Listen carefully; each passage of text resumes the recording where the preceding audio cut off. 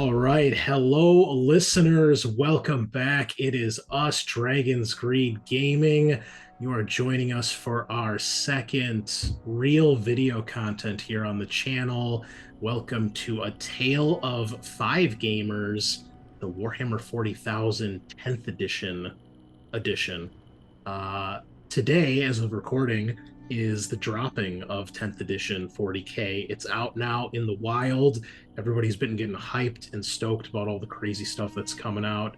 And we're going to do another Tale Gamer series here. So we've got some returning faces. We're having a little bit of a roster change here.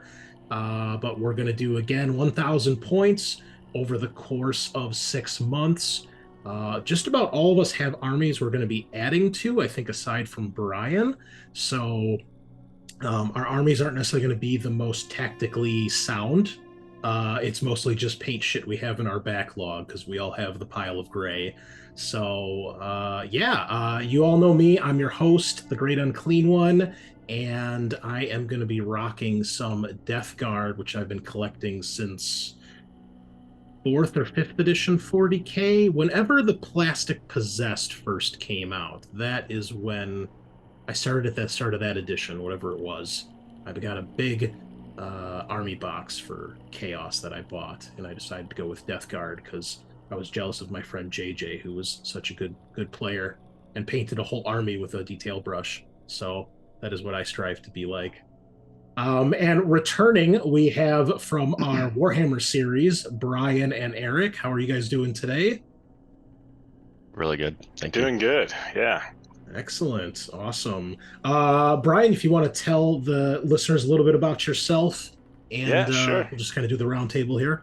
Yeah. So, I'm Brian. I've known Chris for 24 years, something like that, I think. It's got to be close to that. Well, I was working at Games Workshop. I started in 2003. Okay, so 20 So years then. 20, Yeah. 18 to 20. Yeah. And Chris got me officially involved with 40K when we wrote up a Demon Hunters list together, I remember, and built some stuff, and it's been downhill since there. But the thing that's kind of wild about this is that I've actually kind of been aware. I was aware of 40K before that. I hadn't actually played it. I'd never owned a model or anything like that, but I knew what it was because there was in the local mall. I don't know if you remember Old Town and Country Mall there on Rand Road in Arlington Heights. They had a game store, and one time they had a demo going on outside of Adeptus Titanicus. Oh, no And I shit. remember stopping by and thinking wow, that's really cool. But then I moved away, and I just kind of lost track of it till 2000-ish. Okay. So yeah. Cool. And then also returning our good undead friend all the way from the Lone Star State, Eric. Welcome back to the show. All right, thanks. So yeah, me and Chris have been known each other probably since you moved over to Gurney. I'm not sure what year that was. Mid 2000s. I was at Yeah. Ranhurst for 2 to 3 years, I think, ish. Yeah. So Sounds about right. Around 2005, maybe. Like you said earlier, you've even been to my wedding. So I was mostly a fantasy player back then, but then made the transition to 40K. But I had a really hard time sticking with an army. From Tyranids to Orcs, Space Wolves, Demon Hunters, and I finally landed on World Eaters, and have held on to most of the models since then. Really liking I always liked the aspect of Khorne that dealt with martial honor. So that's typically where I landed, and keeping with mostly mortals, and then that transitioned over into my 30K army, which took me back 10,000 years to the pre-heresy World Eaters that have also been growing steadily since. awesome. Show the listeners your World Eaters tattoo, because if you're going to show it off, this is the time. A little bit of light I'll have to flash get off a there. yeah I'll have to get Yeah. picture to put in chat. Oh yeah, definitely. We'll do that. Cool. All right. And also welcome back to the show. This is the first time we're seeing his beautiful face. Our resident Fenrisian. This is our good friend Eddie. You've heard him on our one of our very first actual plays of Alien. We did Hope's Last Day, and then I know you were on. We did Share to the Gods. I don't know if there Yeah, was a recording. we did Um, two of the 40K one. yeah, and then yeah, we did some 40K stuff too. You were playing as some Death Guard, and then our Imperial Navy in our Mhm. finale on Mork's Mad Boys. So, Eddie, welcome to live, pseudo live. Yeah, no, this is live as it gets. Thanks, Chris. Pleasure to be here. I'm Ed. I'm the Wolf Lord. I've known Chris since when he was working at GW Store in Woodfield, Yeah. and all the awesome stuff we did there. That campaign you ran. I think that campaign you did. Oh yeah, Probably. though we did the Mighty Empires tiles. Yeah, and That, everybody nuked my headquarters that one week. yep, yep. That put me over the top on 40K. Like there was no going back after that. Yeah. And I've been like back then I was collecting whatchamacallit, Templars, Black yeah, Templars. Templars, and then I got into a little bit of the Inquisition stuff, but then shortly after that I decided to go with Space Wolves, and there was like no going back. I was like dedicated to Space Wolves, True and love I was found. yep, and I've amassed quite an army over the years. I have almost every model in the Space Marine range. Most of them are at least base coated. Yeah, well, um, I can vouch that Eddie has cranked out his painted models. This guy is always painting, and you would get an award for most improved because your stuff nowadays looks really stellar. So Yeah, I came a long way. What I was painting back in the day was pretty crap, and things have progressed quite a bit now. yeah, yeah. So awesome. And finally, the Green Dragon himself. You've heard the legends of the PTSD he's given myself and Sean. This is the one and only Ernie from our D&D days. We actually started recording Dragon's Greed when we were playing in Ernie's D&D campaign back when we had that little recorder on the middle of the table. The audio quality was not great, but well, everybody died and we never really finished that campaign. We came back to it and then it kind of petered out. So it's still in the archives. I don't know if it's ever going to see the light of day, but Ernie, welcome to the show finally. Yeah, thanks for having me, Chris. Hell yeah. Yeah, I'm glad that my Green Dragon encounter left such a long-lasting impression on you. Sean bitches all the time. Be like, 40,000 XP of enemies. This is bullshit. Yeah, it was kind of bullshit, wasn't it? Yeah, I like to imagine he's sitting there with like the green visor and like the little calculator going like calculating how much XP the enemies are. Like, yeah.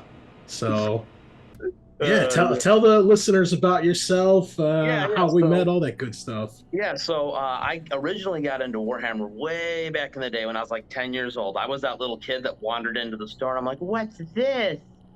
And the guys, this was back way at Randhurst when they still had a store. And I still remember my first 40K demo game when I can't remember the guy's name. I want to say it was Ryan. But Ryan gave me a demo game, and he's like, and then the Black Templar comes up with his flamethrower, and oh, and he like went super crazy. And I remember, like I said, that demo game was what really got me. I bought the starter box. Probably I went to a couple events there. It was really cool. Then fast forward like 15 years, or not 15, about 8 or 10 years.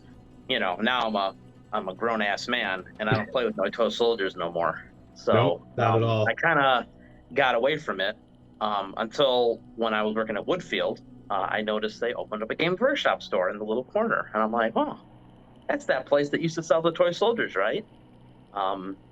That's how I met Chris. Chris, I believe you were working there at that time, and kind of the rest is history, as they say. I got back into the hobby. I played in that Mortal Empires campaign you had. Then eventually I ended up working at that same Games Workshop store. So with the power of the Games Workshop employee discount comes great responsibility. That's where the floodgates open. yeah, I ended up picking up. I've dabbled in several armies over the years. I've played Tyranids, I've played Imperial Guard. I've played fantasy. I have a couple. Well, one main army of lizardmen, which never really got painted. That's and okay. now, You can put that in the bin. That's fine. Why do you hate lizards, Chris? They're Because they're so. fucking stupid. That's why. Oh man, you don't like Jurassic Park, man? I like Jurassic Park. I don't like lizard men. There's a difference. Lizards At least once a riding week, lizards. he's complaining about them. Yeah, I complain about God. that in dwarves all the time too, so that hasn't changed. Well, yeah. dwarves I can Dwarves understand. aren't. Stupid dwarves. Where did you work at Woodfield? I don't recall. At the time before I was working at Games Workshop, I was working at Pacific Sunwear. Oh, okay. Because, like I said, I was a cool guy and I wore like cool clothes. Yeah, And I don't yeah, play with dumb toy soldiers, you know. clearly.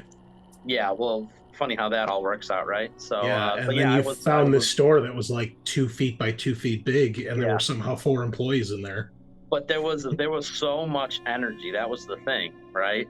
I think Dan Duck was Oh, Dan yeah. Duck, you, and then Yeah. Ian there's a and couple other Dan. guys I Ian. can't remember. Yeah, Yeah, Ian Dan and Gleason. Dan Gleason, who I actually have been chatting with lately. Oh, that's Yeah, awesome. we've been talking some Alien RPG stuff. So, yeah, well, anywhere Dan Duck goes, anything he touches is pure enthusiasm. So, that man taught me a lot about not taking life too seriously. So, Yeah, God bless him wherever he's at right now. yeah. So listeners, as you can see, once again, 9% of all my friends are through Games Workshop in some way, shape, or form. So we're going to talk a little bit today. This is our introduction episode. We're going to talk about the armies we're going to be collecting, what we plan on doing for our 1,000 points. You know, talk about our schemes and how we kind of plan on approaching this. And then we will discuss what we're going to try to have done for next month. So we always try to set a goal, see if we can at least hit that goal. Obviously, with life, sometimes that doesn't happen, but so be it. So why don't we go in reverse order here? So Ernie, why don't you tell us a little bit about what you plan on doing? Yeah. So 8th edition, when that 8th edition came out, I got really, really excited, and I started an army, a Space Marine army. I decided to paint a Black Templars like scheme. They're technically not Black Templars. I've kind of made my own custom chapter, which I have dubbed the Sanguine Knights. So the overall paint scheme is pretty straightforward as far as Black Templars, black armor. The main difference being that instead of white shoulder pads, you have red. So there's a lot of red within the color scheme. I try and include it on a lot of things like the cloaks for characters and such. That's all right. And yeah, so I'm looking to expand that. I believe we're going to get some, hopefully in the near future here, some Leviathan models coming in. And I'm going to be working on some of the Stern Guard from that. Probably maybe some of those new Flamethrower Marines. I forgot the name of the squad, Infernus Squad or something. And then I have got a bunch of characters I'm going to work on. I have one of my like 17 lieutenants from the last Space Marine box, the not Dark Imperium. Yeah, I think it was Dark Imperium. Was that anyway? The one with the Blade Guard. I have a squad of Blade Guard I need to do. I got him. I got Indomitus, right? Indomitus. That's Dark Imperium was 8th edition. Yeah, that was 8th edition. That was the one with like the Gravis Captain and stuff. God, how could you confuse those? I know, right? Anyway, so yeah, I'm gonna work on them. I got some rank and file guys. I got some intercessors, like assault intercessors that need to get done. And then last but not least, I'm gonna try and do I have a Repulsor Annihilator, which I've had since 8th edition, which also could use some paint. Repulsor Annihilator, Repulsor Executioner, and then Impulsor. God, these names. Those are the Primaris tanks, right? Yeah, the wannabe Land Raider with the giant laser beam cannon on the top, and then the transport, the new Rhino, the floating Rhino. Okay, yeah. So I'm going to do a couple tanks, a little bit of everything. I haven't done any tanks for my army yet, so that's going to be kind of a fun little exploration project. I haven't really worked out what I want to do color scheme wise, because I want to add like red accents for panels and stuff, because there's red shoulder pads, so I want to tie red into the color theme, but haven't quite figured out how to do that. So we're going to have a little bit of a little bit of thinking going on there. So And are you planning to run these with vanilla rules like before, Ultramarine rules, or have you decided yet? So I've flipped and flopped over the rules, kind of what army I've done. I've done Ultramarines. I've used actual Black Templar rules for a little bit. I've used Salamander rules. I've used Raven Guard rules at one point. So my my my my rules are pretty flexible. Um, You're but I, so I you're would so imagine, tactical. You yeah, adhere to I all would the codexes. imagine.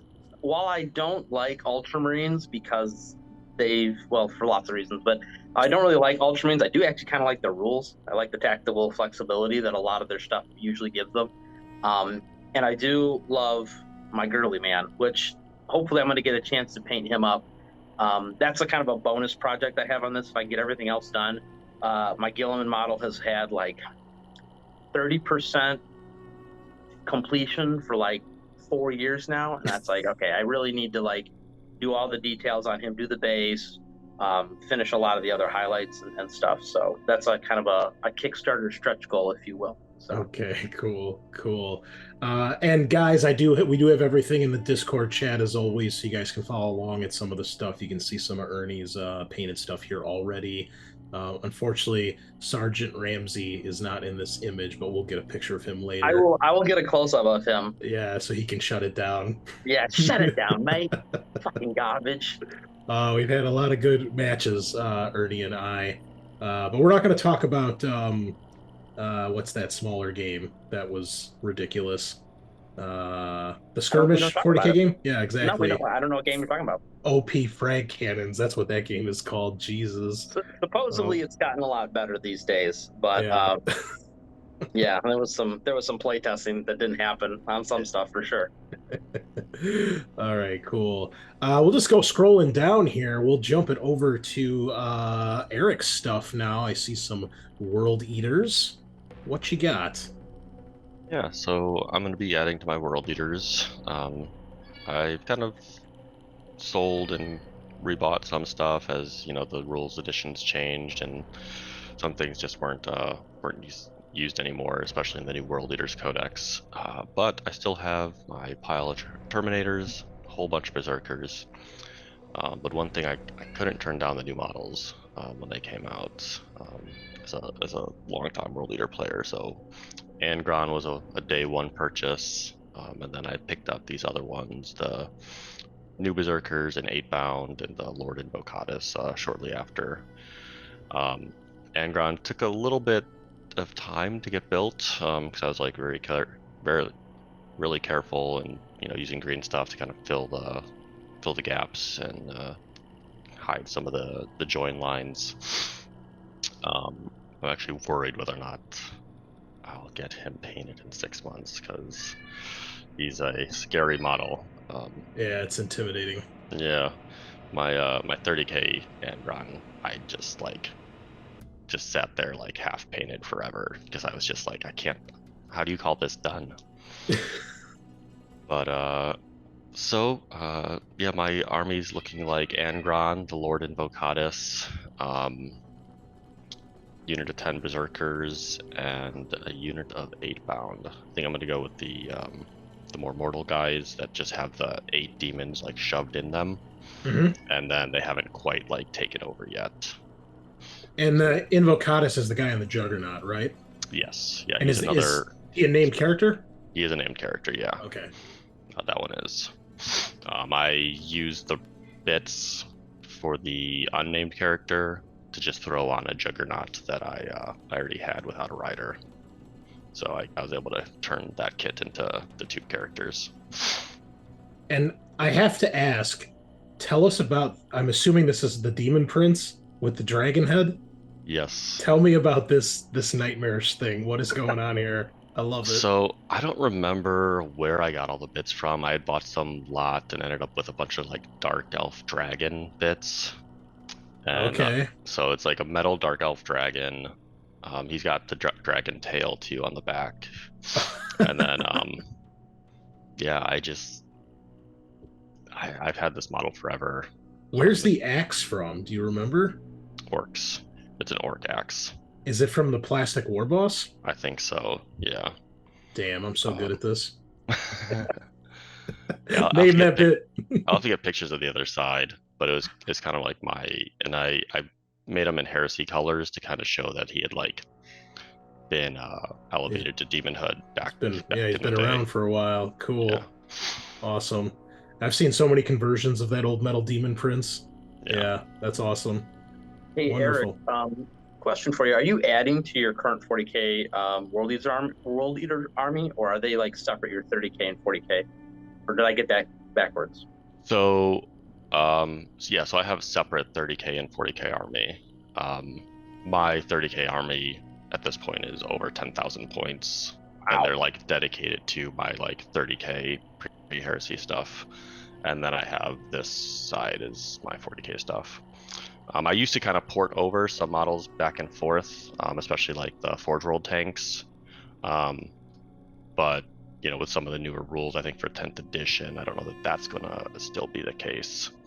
They don't have quite as much access as they used to some of those heresy war gear. Yeah, I think somebody can correct me if I'm wrong. I think they're not allowing Forge World in normal 40K anymore. I think that was kind of like one of the big changes this edition. But Actually, I think it's a think Space Marine thing. I think because they released the Forge World data sheets, I think yesterday or the day before, and I'm Mhm. pretty sure in the article it said these are fully legal in tournaments. So that is for Xenos. Oh, okay. So it looks like they're making a separation for Space Marines because they have like the 30K side and the 40K side, and they're trying to kind of split that. So a lot of the 30K war gear is not being ported over to 40K anymore. There'll be legends, become 11th edition. You won't see rules for those. Hey, that's like man, give them 6 months. They'll change their mind again. simplify, not simple. Something like that. Strategy. Yeah. All right. Cool. Brian, tell us. I'm sorry, I skipped over. I realized I didn't put your stuff in the chat here. That's all right. It's pretty lean. It's pretty lean. I mean, we got pictures from last week we can look at of Titans. So Yeah. I can drop it in right now. So yeah, my deal is that I had promised when we did the last one that I would not be doing a horde army. I'm actually sticking by that this time. So as I mentioned, I was aware of Titanicus from way back, and I thought this would be kind of a cool way to kind of throw back to some of that like that old vibe, kind of Titanicus, but like obviously 40K scale. So I'm gonna go with Imperial Knights, and I think I'm doing loyal. I kind of went back and forth whether I was gonna do chaos or loyal, but I think I'm gonna do loyalist. So Imperial Knights, one big model. I think I'm gonna go with the Warden. Would be my model of choice with the missiles on the back and the huge kind of Gatling gun thing. I don't even remember what it's called right now. And then two of like the miniature knights, the medium-sized knights, and then because of the way the points work out,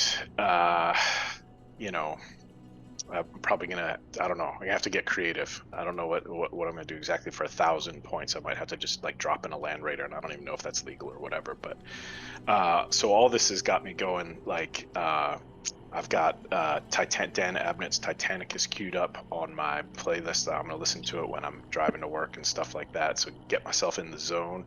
awesome. I went back and I was looking at some of the old Titanicus. Well, obviously, Damn. yeah. Very old.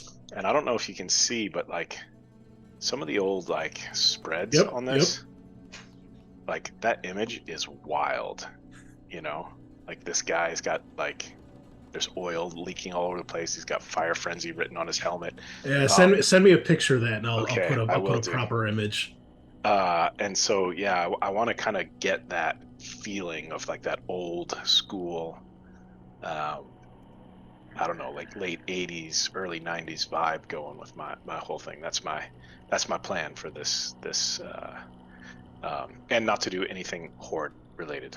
Yeah, and you're the only one of us doing an actual brand new army here. Brand new army, yeah. Necrons are who I love most in 40K, but I felt like it was time to do something a little different. Do you still have the Grey Knights or the Imperial Guard? I don't have the Imperial Guard anymore. I have a kind of like hybrid Space Marine army. I've got some Chaos Marines that are kind of Nurgle-esque. They've got like rusted armor, but they're not like the contemporary Nurgle ones. They're pretty old school. And then I've got, obviously, did I say Necrons already? So I got tons of Necrons. Oh, and I still have some leftovers of my old Custodes, the gold ones before they actually had kits. Yeah. I converted from Chaos Knights. Yeah, I remember those with the custom the weapons. That's pretty cool. Yeah. Cool. Well, sticking with the Age of Sigmar theme with low model count, large Low models. model count. Yeah. Yeah. So that was so the Age of Sigmar. Yeah, I said, or rather the fantasy one. I was saying like, not going to do a horde army. And then I ended up painting like 50 models in a 1,000-point list, 40 peasant bowmen. Like, okay, I'm definitely not doing that this time. I absolutely hate those models now. So I got to do something that I'm gonna stay with. Okay. And I don't think, like, my experience with these two, like these bigger models, they don't necessarily go any faster, and it's not necessarily any easier. Like, there's still like a ton on there to paint, but I think I'm gonna have a better time with it, all in all. Yeah, no, you're definitely right with that. Cool. Well, that'll be something different. I myself have never played against knights. Not that I didn't play any 9th edition really, but I have not really played against knights on the table, so it would be cool to see that. Cool. Well, let's switch it over to the snow-swept depths of Fenris. Eddie, tell us what is on the docket. Well, hey, first I want to say to Brian that he should check out the small knights. They're like dreadnought size. I think they're called war dogs or something like that. Oh, right. That's different than the armigers. Armigers and okay. war dogs. They're like the same thing, I think, just different weapon loadouts. That's the way to go. My friend in my gaming group plays knights, and you have to run a bunch of those basically, like you said, for the points reasons. Gotcha. Yeah, otherwise you have like 2 models, right? Yeah, you run like one. You run like 1 or 2 big knights, and then a bunch of the small war dogs. Cool. To like run around and do stuff, and they're actually really good, and the models look really awesome also. Hell yeah. Yeah. Anyways, back to me. So guys know I have like a huge Space Wolf army, and that's gonna be my main forever. So I'm gonna get this Indominus, or this box, whatever it's called. It's coming out for 10th edition, and so I'm definitely gonna paint up all the Space Marine stuff in there to be Space Wolves. I'm definitely looking forward to the Infernus squad. I think that's really cool. The new Terminators look amazing. I'll be looking forward to painting those. But I've been wanting to start a second army, and the opposite of what Brian was saying. I want to play a horde army because I've been playing Space Marines for so long. I want to play an army where I can have like a unit where shit gets picked up, and I'm like, all right, bye guys, you did your job, you died. Like, you can never feel that way with Space Marines. Like, every model is so precious. Every Space Marine life is so precious. But when you're playing bugs, like, you're in the mindset of the hive mind, and you're like, yeah, it's just biomass, like, go. And I feel like I could really get into that vibe of playing that army. If you did a horde army, what would you do? Nids? Oh yeah, Nids for sure. And it was perfect. I was already thinking about doing Nids, and then when they announced that Nids were going to be the other half of the army in the box set, I was like, committed for sure. There you go. Wonderful. I've always loved Nids since Ernie played them back in the day. I love like all the alien stuff. That whole Ernie, you got to send us some pictures, man, because your stuff was very nicely painted. You had some cool stuff. Yeah, our friend Travis has that army right now. He can take pictures of it. Oh, okay. Yeah, Travis got it. Cool. I'll have him get some pictures of it. There's the one I spent the most time on, which I was the proudest of, was that Trigon. It's a shame I haven't seen that thing on the table since he got the army from me. You know, it's funny. It's still garbage in the rules. It's funny you mentioned the Trigon because you guys will see in my pictures on one of my shelves, you'll see in the bottom right-hand corner, you'll see my armies on parade, like bronze medal, and it's on the picture with the Helldrake. Ernie and I entered a painting competition at the bunker, the Chicago bunker back in the day, and I entered my Demon Prince, you can see there, and Ernie had entered his Trigon, and I got 3rd place, Ernie got 2nd place, and then there was someone else who obviously got 1st place ahead of us. So that Trigon is kind of the rival to my Demon Prince a little bit. So. Yeah, I was thinking maybe Eddie could let me paint up one of the monsters in that box. I don't know which one. Maybe I could paint it in a green dragon theme for you. Oh, there you go. Yeah, whichever one you want. Well, we can send pictures to Sean at midnight, freak him out, Yeah, wake trigger him him. up, give him nightmares. Yeah. What are you doing with your half of the Tyranid box, Ernie? Because you got a box, right? We each got one. Yeah, I got a Leviathan box. I don't know yet. I'm either gonna trade it away for more Space Marines or not sure yet. So maybe we can. Maybe I'll make a deal with you. Yeah, sell them to Eddie for cash money dollars. I'll buy them with greenbacks. Yeah. Cool. All right. Well, I'll finish it up here then today as we're down to the 7.37 mark here. I will be doing Death Guard, as I said. I've been collecting Death Guard since, like I said, I think about 4th or 5th edition. A buddy of mine and Eric's, JJ, huge 40k player, had Death Guard since back in 3rd edition, and JJ was the guy to beat back at Ranhurst. He was a really good player, really solid army, and just an all-around awesome dude. And he was like, the Chaos Archfiend back then. And when I finally really got into 40k, I started with Necrons. Actually, I started with Dark Eldar back in 3rd edition. When I worked at Ranhurst, pretty much all the staff except for Jeff were really into fantasy. We didn't really I didn't have a 40k army. We weren't that into it. And so to encourage us, this is how awesome Games Workshop was back in the day. They said, you guys can each get 1,000-point army for free. Just pick what you want. Like, play 40k and get into it, because they wanted us, to be into it, to promote it and stuff. So I was like, I'm going to try Dark Eldar. Nobody else plays this army. I kind of like the Slaver, the speed, running around in Raiders seemed kind of cool. And nothing really came of that. I got a few things built and painted, but nothing ever, came together. I dabbled with a box or two of Tyranids, and that was when I was still like learning how to paint. And the person who was teaching me at the time was like trying to show me like really advanced stuff, which was just totally going over my head as like, a grade school, high school kid. So then I eventually settled on Necrons, and, unlike most people that get started with Necrons, I didn't just do spray of metal. I actually did like a paint scheme on them. So I had quite a big Necron army for a while. They were kind of like a metallic purple with like black joints, and I had that for a long time.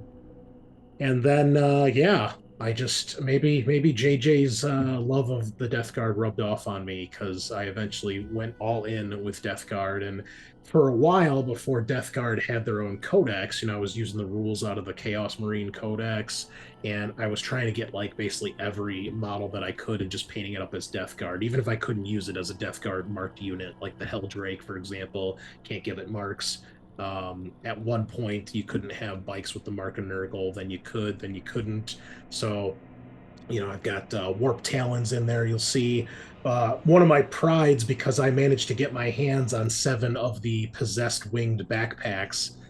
Basically anytime someone bought a box of Possessed at the store, I was like, are you going to use that backpack? And then here we are like 10 years later, and I finally built and painted them. I'm like, it was worth it. It was worth the wait.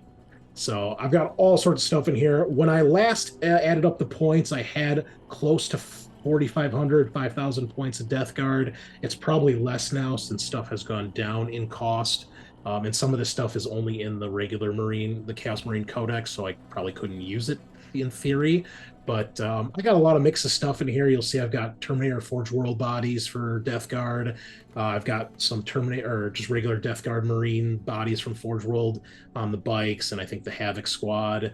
Bunch of characters, and I think I've got 5 or 6 squads of Plague Marines, got about 40 or 50 Poxwalkers. There's a Plague Burst Crawler. I don't know where it is in these pictures. I'm not sure where it is in my house, but there is a Plague Burst Crawler somewhere in this house. So yeah, I've got a ton of stuff, and old and new, and I've really enjoyed it's a paint scheme that's stuck in my head for the time being. I always come back to it and add on to it, so it's cool to kind of see it change over the editions. I'm probably going to have a very untraditional list here, as I am basically going to paint some backstock I have, and then just try to fill out units that I don't currently own, which at this point is mostly characters. I've got the old Lord Felthius box with the Tainted Cohort, is that weird special character. like a unique Terminator Lord with some Terminators. And then I've got a box of Blight Lord Terminators. So those I own. Those will definitely be on the list. I do have this Metal Chaos spawn. I've always really liked that model, and I was planning to do a unit of spawn. Now that there's only 2 in a unit, that'll probably be a lot easier to do. So I need to find something as unique as this metal one to add to that. So those are for sure. Everything else I don't currently own, so it just kind of depends what I want to add on. Defiler's about the only vehicle in the book I don't have yet. I always wanted to use the Plague Hulk model for that, but since it's a Forge World model and it's out of print, getting my hands on that will probably be tricky. So I might try to convert one. I've seen some cool conversions using like the Fantasy Chaos Giant as like the Plague Hulk body on the Defiler legs. So we might mess around with that. I don't have the Foul Blight spawn yet. I don't have the Lord of Virulence yet, so those will probably get added, cheap single-man units. Plus, with the start, here, and we're still finishing up our fantasy Tale of Gamers, my first month or two will probably be light, just doing a model or two here while we finish up the fantasy stuff. So, and of course, you can't talk about Death Guard without talking about Mortarion. I'm surprised I still don't have him at this point. I think he's got an awesome model, but I've just I'm like a troop type of player. I always try to build pretty balanced lists, and I don't know if I would use him unless I was playing like over 2,000 points. So, but he's a centerpiece model, and he'd be like a good 300-400 points to suck up some of these what I need here. So we might add him as well. It might be time. So we shall see. Pretty much traditional Death Guard colors. I do green, dry brush, and then I do silver trim with some rust and lots of slime effects. So, and there's Nurglings here and there wherever I toss them. So nothing too fancy, but I love them. So that is what I'm going to do, and that is what you have in store for you, listeners. So we're just about at the end of our time here. So we'll be posting these once a month. We're going to ride the 40K hype train. Hopefully you're riding it along with us. Show us what you're painting. Tell us what you're working on, what you're excited about. Are you a tournament player, casuals like us, filthy casuals? So yeah, we hope you guys enjoy what we've got to show you, and we will be back in about a month with our progress from our first month. So until then, gentlemen, great seeing you all, and listeners, we'll catch you same time, same place. Nighty night.